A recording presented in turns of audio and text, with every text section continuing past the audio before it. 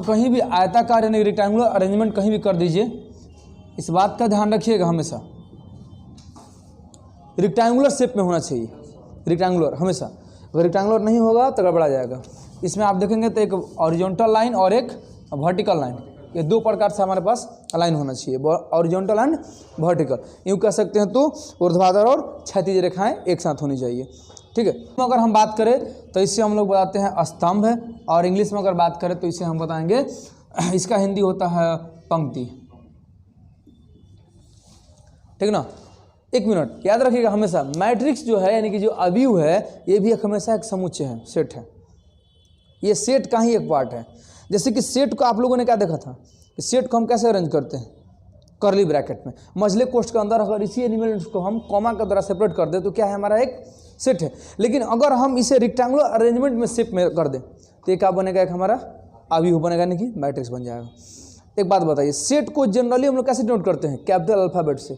इसका मतलब कि यहाँ भी हम क्या यूज करने वाले हैं, कैपिटल अल्फ़ाबेट। तो याद रखेंगे एक मैट्रिक्स को हमेशा कैपिटल अल्फ़ाबेट से रिप्रेजेंट किया जाएगा, और इसके एलिमेंट्स को according to set small alphabetical letter से हम इसको रिप्रेजेंट करेंगे। छोटे अक्षर जितने भी हमारे अंग्रेजी वर्णमाला होंगे उसके द्वारा हम इसे सूचित करने वाले हैं। खास बात है कि हमारे पास इसमें रो और कॉलम के अकॉर्डिंग हम इसका ऑर्डर का बात करते हैं। ध्यान रखिएगा ऑर्डर होता क्या है, सिंपल सा बात है। अगर मैट्रिक्स हमने पढ़ लिया कि भाई इसमें रेक्टेंगुलर अरेंजमेंट है तो इसके साथ हम इसका ऑर्डर भी जानना बहुत जरूरी है। अभी ऑर्डर होता क्या है, सिंपल सा बात बताइए, इसमें कितने रो हैं, कितने कॉलम्स हैं, काउंट कीजिए। आप लोग सामान्यतः कहीं भी ऑर्डर देखिएगा, जैसे हम लोग बात करते हैं कहीं भी बेड के लिए ऑर्डर लगाते हैं, बेडशीट के लिए लगाते हैं, मस्तानी के लगाते हैं, तो वहाँ भी हम लोग ऐसे ऑर्डर बोलते हैं 5/7 का, 7/5 का, है ना, 8/7 का, 7/8, ऐसे हम लोग यूज करते हैं वहाँ पे ऑर्डर के लिए। तो यहाँ जो मैट्रिक्स का ऑर्डर होगा, यानी कि हम इसे बात करेंगे हिंदी में तो कोटि कहने वाले हैं, तो ये कहता है कि number of row by number of columns. Simple सा बात है, number of row cross number of column, simple सा बात है।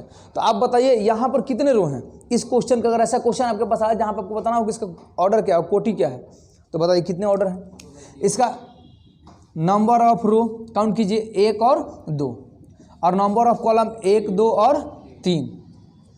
तो इस प्रकार से आपको मिल गया कि हमें मैट्रिक्स में अगर ऑर्डर चाहिए तो सिंपल सा बात है, number of row by number of column. अब देखिए इसको सेपरेटली हम रिप्रेजेंट करते हैं। आपको पता है कि हमेशा हम अगर ऊपर से नीचे की ओर काउंटिंग करेंगे तो फर्स्ट टाइम ऊपर में क्या होगा, 1 होता है, नीचे 2, 3, ऐसे हम लोग मूव करते हैं, और लेफ्ट टू राइट काउंटिंग करते हैं। इसका मतलब है कि इसके हम लोग रिप्रेजेंट कर सकते हैं R1 से, इसको दिखाएंगे R2 से। ये हमारा क्या होगा, C1, C2 और C3। काउंटिंग में ध्यान रखिए, काउंटिंग हम कहाँ से करते हैं, left to right, up to down, numbering ऐसे होता है इसका। यही हमारा मैट्रिक्स। मैट्रिक्स के साथ हमारा ऑर्डर कंप्लीट हुआ। अगर अब भाई आपसे पूछा जाए कि number of elements,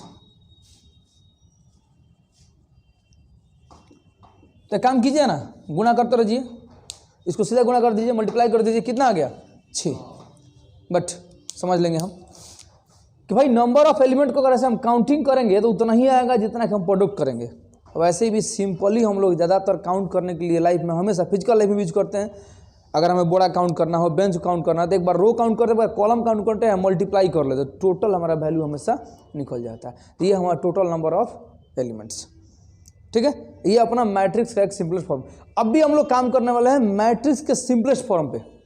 simplest form इसका क्या होता है, जैसे ध्यान दीजिएगा, और कहीं भी हम मैट्रिक्स को रिप्रेजेंट करते हैं तो स्मॉल aij, एक ही चीज़ ध्यान रखिएगा, m/n।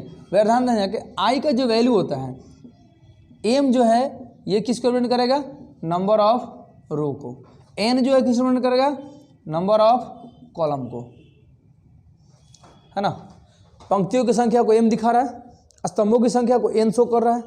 अब यहाँ जो i और j का मान होगा, ये भी एक खास बात है कि इसका मान स्टार्ट होगा कहाँ से, 1 से, और कहाँ तक जाएगा ये, m तक, m के इक्वल और m से ध्यान रखिए।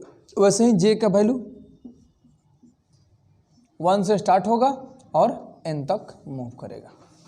ये अपना जनरल टर्म आपको मिलेगा बुक में ऐसा लिखा हुआ। इसका मतलब क्या होता है, इसमें हमेशा आपको क्रिएट करने के लिए पहले से ऑर्डर दिया रहेगा। क्या दिया रहेगा? ऑर्डर। अब मान लीजिए कि आपको क्वेश्चन में मैं बोल दूं कि भाई आपके पास ऑर्डर जो है 3/2 ऑर्डर का आपको एक मैट्रिक्स बनाना है। इसका मतलब आपका इसमें m का वैल्यू कितना है? 3 और n का वैल्यू कितना है? 2। तो 3 को आपको क्या चाहिए? रो, और 2 का चाहिए आपको कॉलम। तो ज़्यादा दिमाग खोपड़ा नहीं लगाना है, बहुत ईजी है। हम सिंपल सा बात करने वाले हैं कि भाई ये देखो, हमें रो कितना लेना होगा? 3 को। तो रो के लिए हम डिपार्टमेंट बना लें, ये 2 और ये क्या है? तीसरा रो है। कॉलम कितने चाहिए? 2 को। तो ये तो फर्स्ट कॉलम हो ही गया, ये हमारा क्या जाएगा? सेकंड कॉलम हो गया। लेकिन इसमें रो वाले नंबर एक ही है ना, ठीक है। अगर कॉलम का बात करें तो हमारा 2 कॉलम चाहिए, तो कॉलम नंबर 1 और कॉलम नंबर 2। अब ये 1 का पूरा कहानी है, तो पूरा इसका एक ही पार्ट होगा, 2 2 हो गया। खैर ये तो हुआ आपका बुक के मेथड से, लेकिन आइए अपने मतलब बहुत इजी कंसेप्ट के अकॉर्डिंग हम इसे कंप्लीट करेंगे, ठीक है। आप लोग देख सकते हैं इसमें एक फैमिली चलता है। फैमिली क्या है भाई? 11 12, अगला क्या आएगा? 14 15, ये क्या है? 21 22 और 23। मतलब फर्स्ट रो 11 का फैमिली होगा, सेकेंड रो 21 का फैमिली होगा, थर्ड रो 31 का फैमिली होगा, और फोर्थ रो हमारा किसका होगा? 41 का फैमिली होगा। यानी कि अब और आसान हो गया कि अगर आपसे बोला जाए कि क्वेश्चन में कि ऑर्डर हमको बताइए भाई 2/4 का ऑर्डर कितना हमारे पास है? 2/4, और इसे मैट्रिक्स आप क्रिएट कीजिए। काफ़ी आसान है। कैसे लिखेंगे? 2 को यहाँ पे क्या लेना है आपको? 4 रो का लेना है कॉलम। तो पहले का में हम क्या करेंगे? 11 12 13, 4 को हो गए, 21 22 23 और क्या बन तो गया। तो बताइए क्या ऑर्डर गिवन रहेगा? तो भाई आप निकाल सकते हो ना मैट्रिक्स से, कोई दिक्कत है? काफ़ी आसान है। ओके, अब बात करेंगे हम लोग टाइप्स ऑफ मैट्रिक्स।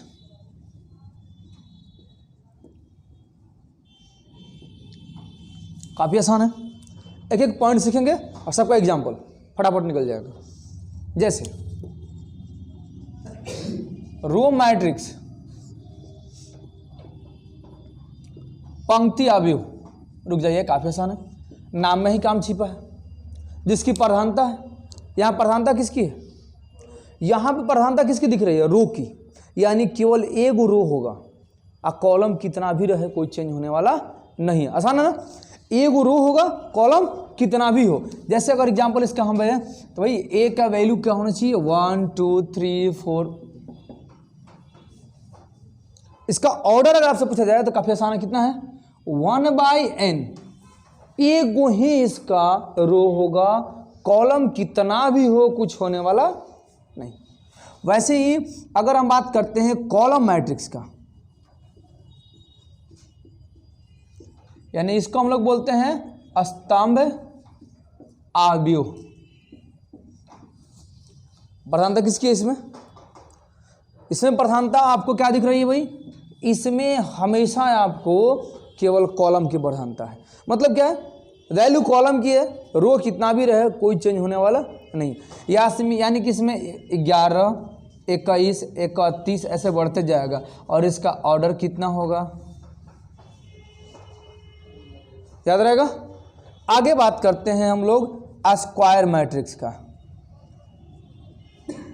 यानी कि इससे हम लोग क्या बोलते हैं? वर्ग अवयव। कहीं ना कहीं आप लोग इसका नाम जानते जरूर हैं। स्क्वायर मतलब क्या होता है? स्क्वायर तभी कर सकते हैं, रेक्टेंगल स्क्वायर कब होगा? जब लेंथ और ब्रेड्थ आपस में इक्वल होगा। नंबर ऑफ रो और नंबर ऑफ कॉलम आपस में क्या होना चाहिए? इक्वल होना चाहिए। अर्थात इसमें खास बात है कि ये जितना का होगा हमेशा बराबर होगा। यानी कि अगर m/m कहें, m/n कहें और n/n कहें, ध्यान रहे कि हर बार m और n आपस में क्या होगा? तो यही हमारा कौन सा मैट्रिक्स है? स्क्वायर मैट्रिक्स है। अगला आता है हम लोग का डायगोनल मैट्रिक्स, यानी इसको बोल सकते हैं विकर्ण अवयव। खास बात है, पहले विकर्ण एलिमेंट को जाने, डायगोनल एलिमेंट जानते हैं। डायगोनल एलिमेंट में ध्यान दीजिएगा, ए आई जे एक डायगोनल एलिमेंट तभी हो सकता है जहां पे आई और जे आपस में का हो। और डायगोनल मैट्रिक्स का होता है कि उसी की प्रधानता होनी चाहिए, मतलब उसको छोड़ के बाकी सब, यानी कि एक स्क्वायर मैट्रिक्स ही डायगोनल मैट्रिक्स होता है, लेकिन कब होगा? डायगोनल एलिमेंट को छोड़ के बाकी सब जीरो। इसका मतलब क्या है? लो भाई, 11 0 0 22 0 0 और कितना 33, याद रहेगा? कुछ रटना ही नहीं, डायगोनल को छोड़ के बाकी सबका होना चाहिए शून्य होना चाहिए। और अगले का बात करते हैं आइडेंटिटी मैट्रिक्स, जिसको हिंदी में बोलेंगे हम तत्समक अवयव। तत्समक अवयव काफी आसान है। देखिए आइडेंटिटी ही डायगोनल है, लेकिन कब है? जब उसके डायगोनल एलिमेंट भी आपस में बराबर हो। क्या है भाई? डायगोनल एलिमेंट आपस में क्या होना चाहिए? किसके बराबर होना चाहिए? ये 1 के बराबर हो। किसके? 1 के। और इसे रिप्रेजेंट करेंगे आई द्वारा, जैसे 1 0 0 1 ऑर्डर 2/2 का है ना, ऑर्डर 3/3 का 1 0 0 0 1 0 0 0 1 1 का भी होगा, केवल 1 1/1 और, ठीक है। बस इतना है। आइडेंटिटी मैट्रिक्स में हमेशा क्या रहेगा? आइडेंटिटी जो इसका वैल्यू क्या होगा? इसका डायगोनल एलिमेंट का हमेशा वैल्यू कितना होना चाहिए? 1। और आपको लिए अभी 12th सबसे लास्ट होगा, जिसका नाम हम देंगे जीरो मैट्रिक्स। वैसे बहुत सा है पढ़ाने के लिए, है अपर ट्रायंगल, लोअर ट्रायंगल, इस सब का कोई फायदा नहीं है, जितना काम के लिए बस। ये जीरो मैट्रिक्स को भी हम लोग बोलेंगे शून्य अवयव। नाम में ही काम छुपा हुआ है, बताइएगा नाम क्या है? शून्य। और शून्य का बहुत बड़ा इतिहास है। क्या करेगा भाई? सबको लड्डू बना देगा। अब इसके ऑर्डर से कोई मतलब नहीं है, ऑर्डर कुछ भी हो, जहां शून्य लग गया सबका सबका हुआ शून्य हुआ। हम क्या देना है? अवयवों की समानता। और इसी से कितना क्वेश्चन एमसीक्यू आने वाला है? Equality of मैट्रिक्सेज।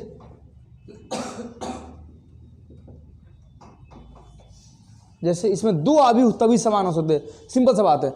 आपको दो हमेशा मैट्रिक्स को इक्वल दिखाना होगा।